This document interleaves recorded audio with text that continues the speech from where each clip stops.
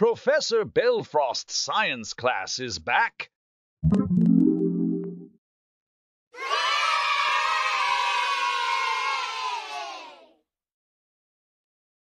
welcome back to my class. And today I'll be discussing some problems from any past exam papers related to GCSE, IGCSE, O level, A level examinations. Are you ready? If you're, then let's go. So, problems that we are going to discuss today: one physics, one mathematics, and one chemistry problem as usual. And please pause the video, give it a try first before checking. I'm resuming the videos to check your answers. Okay, so solutions for the first problem, physics problem. So we are given the information that this is an adiabatic process happens. So we must apply the adiabatic process formula, which is TV gamma minus 1 equals TV gamma minus 1 another one. Okay. And for monoatomic gas, actually we need to know that gamma is 5/3. And then just need to substitute the value, and we get the second temperature is 189 Kelvin. For the B part, to find the change in internal energy, we need to use the formula delta U equals N times F of 2 times R times delta T. Here N is 2, that's the mole, okay, how many moles involved. The F, we must know, this is a monoatomic gas, so that's 3. R, it is 8.314, and we can take the fraction. It approached 25 over 3. And for the change of temperature, that is 189 minus the initial temperature, which is actually 27 plus 273. And it results in about minus 2.7 kilojoules of internal energy change. That's the answer for part B. Okay, we are done with physics. And second problem is related to mathematics. So we have three factors, which is U factor, A factor, and B factor, and they are all coplanar, I mean. So we can write the following equation. This is the shortcut formula. I'll also give you the complete formula. So we know that U equals lambda, that lambda is constant, and the cross product of A and B also cross again with A. Then we have this. So lambda is the uh, square of A factor dot B factor minus A factor dot B factor dot A factor, which brings us the given equation as shown in the slide. Also from the question, from the problem, I mean, we know that U factor dot B factor is 24.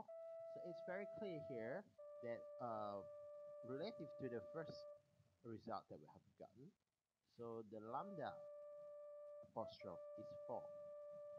Therefore, U factor is minus y plus 8j plus 16k. Actually, the ijk all is in the head notation.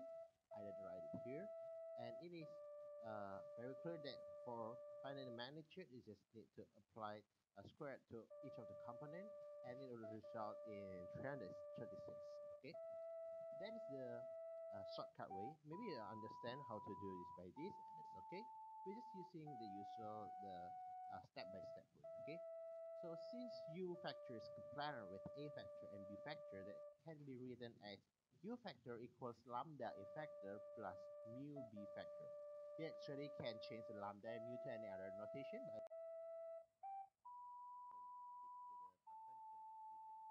also we know that U factor is perpendicular to A, so U factor dot A factor equals 0. And by substituting U equals lambda A factor plus mu B factor, we get the following result. Okay, so lambda A dot A plus mu B dot A equals 0. But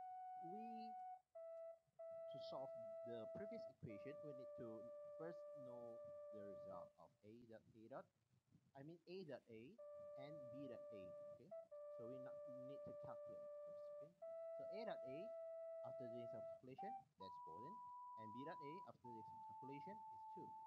So the equations can be simplified by substituting the values to be 4 in lambda plus 2 mu equals 0, and can be further simplified to get the obtained result of mu equals minus 7 lambda. I also know that u at b equals 24, and it brings us that lambda a dot b plus mu b dot b equals 24. And using the previous results, we get that lambda dot 2, lambda times 2 plus minus 7 lambda times 2 equals 24. And it brings us uh, minus 12 lambda equals 24, and it gives us lambda equals minus 2. And by substituting lambda to the mu, we know that mu is 14. And now we can form a factor of u, which is u equals minus 2a plus 40b, and it is minus 4i plus aj plus 16k after you substitute all the lambda and mu factor. And now we can calculate the u factor squared, the u factor magnitude square, which brings us 336. Done. Okay, so for number two, chemistry. Actually, this is organic chemistry. Maybe there's, there are plenty of things to explain to you. So uh, we are given uh, the chemical compound. This is three metal pentaene that is going to react with HBr, the hydrogen bromide, in the presence of peroxide. Then the reaction, okay, the bromic acid, okay, so the reaction follows the anti-Markovnikov addition mechanism, also known as the peroxide effect or the Karash effect. And in this mechanism, that the bromine atom attaches to the last substituted carbon of the double bond, and the two catalytic centers operate as a result of an addition reaction. Therefore, where we obtain 4, it is 2 to the power of n, and here is the number of catalytic center, which is 2 here, so 2 to the 2 equals 4. So there are 4 stereoisomers that can be obtained as a product, and this is shown on the right side, the picture on the right side. They are 2 alpha 1 bromo 3 methyl pentane, 2 alpha S1 bromo 3 methyl pentane, 2 S4 1 bromo 3 methyl pentane, and 2 S4 S1 bromo 3 methyl pentane. So that's the answer for the number 3. We